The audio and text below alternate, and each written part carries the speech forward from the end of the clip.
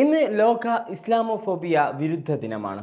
2019 ന്യൂസിലാൻഡിൽ ഒരു മതഭ്രാന്തൻ വെള്ളിയാഴ്ച ജുമാ നിസ്കരിക്കാനെത്തിയ 51 പേരെ കൊലപ്പെടുത്തിയതിൻ്റെ വാർഷികം അടിസ്ഥാനപ്പെടുത്തിയാണ് ഐക്യരാഷ്ട്രസഭ 2022 മുതൽ എല്ലാ മാർച്ച് 15-ാം തീയതിയും ഇസ്ലാമോഫോബിയക്കെതിരായ പോരാട്ട ദിനമായി ആചരിക്കാൻ തീരുമാനിച്ചത്. ക്രിസ്തുമതത്തിന് പിന്നാലെ ലോകത്തെ രണ്ടാമത്തെ വലിയ മതമാണ് ഇസ്ലാം. ഏകദേശം 1.8 ബില്യൺ അനുയായികളുണ്ട് ഇസ്ലാമിന്. ലോക ജനസംഖ്യയുടെ ഏതാണ്ട് 25% മുസ്ലിങ്ങളാണ്. മുസ്ലിങ്ങളോടോ ഇസ്ലാമിനോടോ ഉള്ള യുക്തിരഹിതമായ വെറുപ്പോ ഭയമോ മുൻവിധിയോ ആണ് ഇസ്ലാമോഫോബിയ. ഇന്ത്യയിലെമ്പാടും വെറുപ്പ് പടരുകയും അവരുടെ പള്ളികളും പരിശുദ്ധ കേന്ദ്രങ്ങളും കൈയടക്കാനുള്ള ഗൂഢാലോചന നടക്കുകയും ഹോളി ആഘോഷത്തിന്റെ പേരിൽ നൂറുകണക്കിന് മുസ്ലിങ്ങൾ UP-യിലടക്കമുള്ള ഉത്തരേന്ത്യൻ സംസ്ഥാനങ്ങളിൽ കരുതൽ തടങ്കലിലാക്കപ്പെടുകയും ചെയ്യുന്ന പശ്ചാത്തലത്തിലാണ് മറ്റൊരു ഇസ്ലാമോഫോബിയ വിരുദ്ധ ദിനം കൂടി വരുന്നത്. ലോകമെമ്പാടും മുസ്ലിങ്ങൾക്കെതിരായ വംശീയ ഉന്മൂലനത്തിന്റെ ഉദാഹരണങ്ങളുണ്ട്.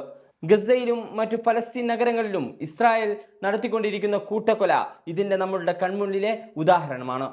ഗസ കൂട്ടക്കൊലയുടെ കാലത്ത് ഇസ്രായേൽ ഇനിയൊരു ഫലസ്തീനികളുടെ തലമുറ ജനിക്കാതിരിക്കാൻ ഗർഭധാരണത്തിന് സഹായിക്കുന്നതും ചികിത്സിക്കുന്നതുമായ സ്ഥാപനങ്ങളും സൂക്ഷിച്ചിരുന്ന ഭ്രൂണങ്ങളുമെല്ലാം ബോംബിട്ട് തകർത്തുമെന്ന ഞെട്ടിക്കുന്ന വാർത്ത പുറത്തു വന്നത് കഴിഞ്ഞ ദിവസമാണ്. ബോസ്നിയൻ വംശഹത്യ, സബ്രനിച്ച കൂട്ടക്കൊല, സബറ ഷത്തീല കൂട്ടക്കൊല, റോഹിംഗ്യൻ വംശഹത്യ, ഉയ്ഗൂർ വംശഹത്യ, ഗുജറാത്ത് വംശഹത്യ തുടങ്ങിയ ഉദാഹരണങ്ങൾ വേറെയും നമ്മുടെ കാലത്തുണ്ട്.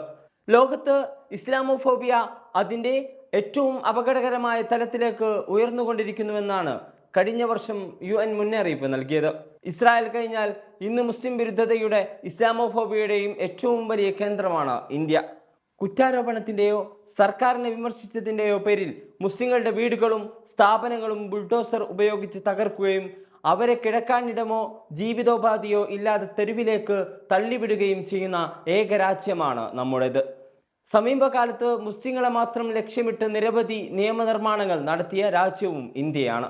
പൗരത്വ നിയമ ഭേദഗതി മുതൽ വഖഫ് ബിൽ വരെ നീളുന്ന നിരവധി ഉദാഹരണങ്ങൾ അതിന് രാജ്യത്തുണ്ട്. ഇന്ത്യയിൽ 2023 ദിവസം ശരാശരി 2 മുസ്ലിം വിരുദ്ധ പ്രസംഗങ്ങളെങ്കിലും നടന്നിരുന്നുവെന്നാണ് ഒരു പഠനം പറയുന്നത്. ഇതിൽ 4-ൽ 3 അല്ലെങ്കിൽ 75% നടന്നത് BJP ഭരിക്കുന്ന സംസ്ഥാനങ്ങളിലാണ്. 2024 ലോക്സഭാ തെരഞ്ഞെടുപ്പ് പ്രചാരണ കാലത്ത് പ്രധാനമന്ത്രി നരേന്ദ്രമോദി മാത്രം നടത്തിയത് 110 വിദ്വേഷ പ്രസംഗങ്ങളാണ്. വിദ്വേഷ പ്രചാരണങ്ങൾക്കെതിരായ സുപ്രീം കോടതി നിർദ്ദേശങ്ങൾ പാലിക്കപ്പെടുന്നില്ലെന്ന് മാത്രമല്ല, അത് നിരന്തരം ലംഘിക്കപ്പെടുകയും മുസ്ലിങ്ങളെ കൂടുതൽ അരികുവൽക്കരണത്തിലേക്ക് നയിക്കുകയും ചെയ്യുന്ന സാഹചര്യമാണ് ഇപ്പോഴുള്ളത്.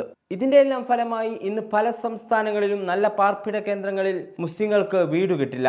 നഗരങ്ങളിൽ മുസ്ലിങ്ങൾ വൃത്തിഹീനമായതോ അടിസ്ഥാന സൗകര്യങ്ങളില്ലാത്തതോ ആയ ഗെറ്റോകളിലാണ് താമസിക്കുന്നത്. ആസം മുസ്ലിങ്ങളെ സംശയാസ്പദ പൗരന്മാരായി കണക്കാക്കി ഡിറ്റൻഷൻ സെന്ററുകളിലേക്ക് അയക്കുന്നു. കശ്മീരി മുസ്ലിങ്ങളെ തീവ്രവാദികളായി കണക്കാക്കുന്നു. റോഹിംഗ്യകളെ അക്രമവാസനയുള്ള കീടങ്ങളായി പ്രചരിപ്പിക്കുന്നു. കോവിഡ് പോലുള്ള പകർച്ചവ്യാധികളുടെ വാഹകരായി മുസ്ലിങ്ങളെ കുറ്റപ്പെടുത്തുകയും അതിൻ്റെ പേരിൽ കള്ളക്കേസിന് ഇരയാക്കുകയും ചെയ്യുന്നു. ലവ് ജിഹാദ് ആരോപണം ഉന്നയിച്ച് വേട്ടയാടുന്നു. വിദ്യാഭ്യാസ മുന്നേറ്റത്തെ വിദ്യാഭ്യാസ ജിഹാദ് എന്ന് കുറ്റപ്പെടുത്തുന്നു. അവരുടെ കച്ചവടങ്ങളെ ഭക്ഷണത്തിൽ മന്ത്രം കലർത്തുന്നവരായും ബഹിഷ്കരണ ഭീഷണി മുഴക്കിയും തകർക്കാൻ നോക്കുന്നു. ഇന്ന് പാശ്ചാത്യ ലോകമെമ്പാടും മുസ്ലിങ്ങളെ പൈശാചികവൽക്കരിക്കാനും കുറ്റവാളികളാക്കാനും കൂടുതൽ അരികുവൽക്കരിക്കാനുമുള്ള തീവ്ര വലതുപക്ഷ ശ്രമങ്ങൾക്ക് നാം സാക്ഷ്യം വഹിക്കുന്നു.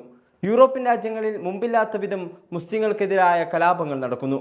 2024 ജൂലൈയിൽ ഇംഗ്ലണ്ടിലെ നിരവധി നഗരങ്ങളിൽ കലാപങ്ങൾ ഉണ്ടായത് കുടിയേറ്റ വിരുദ്ധ കാരണത്താലായിരുന്നുവെങ്കിലും മുസ്ലിങ്ങളായിരുന്നു പ്രധാന ലക്ഷ്യം. ഇസ്ലാമോഫോബിയ മുസ്ലിങ്ങൾക്ക് മാത്രമല്ല, ലോകത്തിൻ്റെ വളർച്ചയ്ക്ക് തന്നെ ഭീഷണിയാണ്. ഇതിനെ ഓൺലൈൻ ഓഫ്ലൈൻ പ്ലാറ്റ്ഫോമുകളിൽ ചെറുത്തു തോൽപ്പിക്കേണ്ടതുണ്ട്. മതസ്വാതന്ത്ര്യം, വിശ്വാസ സ്വാതന്ത്ര്യം എന്നിവയ്ക്കൊപ്പം സമാധാനം ഉയർന്നു വരുന്നതിനുള്ള സാഹചര്യങ്ങൾ സൃഷ്ടിക്കൽ ഇസ്ലാമോഫോബിയ ഇല്ലാതാക്കാനുള്ള നടപടികളിൽ പ്രധാനമാണ്. സംഘർഷങ്ങളിൽ മതം പ്രയോഗിക്കപ്പെടുന്നത് അവസാനിപ്പിക്കാനുള്ള നടപടികൾ ഉണ്ടാവണം.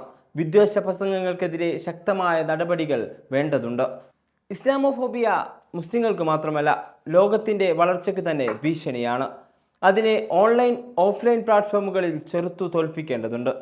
മതസ്വാതന്ത്ര്യം, വിശ്വാസ സ്വാതന്ത്ര്യം എന്നിവയ്ക്കൊപ്പം സമാധാനം ഉയർന്നു വരുന്നതിനുള്ള സാഹചര്യങ്ങൾ സൃഷ്ടിക്കൽ ഇസ്ലാമോഫോബിയ ഇല്ലാതാക്കാനുള്ള നടപടികളിൽ പ്രധാനമാണ്.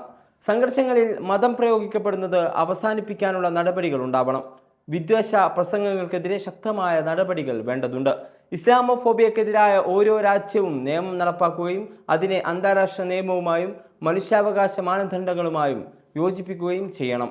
വിദ്വേഷ കുറ്റകൃത്യങ്ങൾ തടയുന്നതിനും വിചാരണ ചെയ്യുന്നതിനുമുള്ള നടപടികൾ സ്വീകരിച്ചും മിഥ്യാധാരണകളും തെറ്റിദ്ധാരണകളും ഇല്ലാതാക്കുന്നതിനായി രൂപകൽപ്പന ചെയ്ത മുസ്ലിങ്ങളുടെയും ഇസ്ലാമിനെയും കുറിച്ചുള്ള പൊതു അവബോധ ക്യാമ്പയിനുകൾ നടത്തിക്കൊണ്ടും നിരവധി സർക്കാരുകൾ ഇസ്ലാമോഫോബിയയെ നേരിടാൻ നടപടികൾ സ്വീകരിച്ചിട്ടുണ്ട്. ഒപ്പം മനുഷ്യാവകാശങ്ങളോടുള്ള ആദരവും മതങ്ങളുടെയും വിശ്വാസങ്ങളുടെയും വൈവിധ്യം അടിസ്ഥാനമാക്കിയും സഹിഷ്ണുതയുടെയും സമാധാനത്തിൻ്റെയും സംസ്കാരം പ്രോത്സാഹിപ്പിക്കുന്നതിനുള്ള ആഗോള സംഭാഷണവും അനിവാര്യമാണ്.